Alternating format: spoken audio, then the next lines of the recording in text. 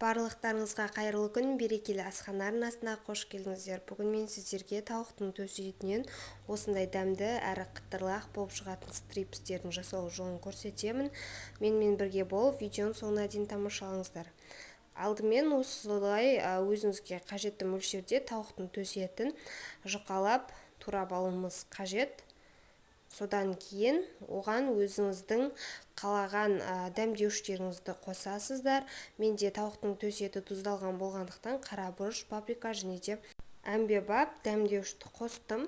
Сосын оны 25-30 минутқа қалдырамыз.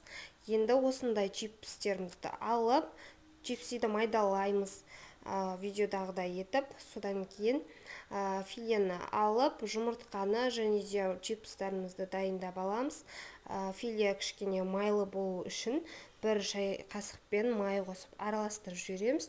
2 ас қасықтай ұн салып, тағы да бір жақсылап араластырып аламыз. Сосын оны жұмыртқамызға малып аламыз.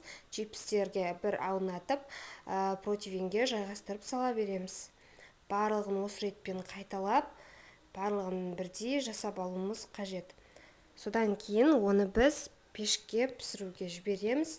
180 градуста 20-25 минутта пісіп шықты. Жасап жатсаңыздар аз болсын, видео ұнаған болса, каналға тіркеліп, лайк басып, оңашан басып қойды ұмытпаңыздар. Және алдағы уақытта менің арнамнан қандай рецептерді күтесіздер, сол туралы да өз ойларыңызды комментарийде күтемін.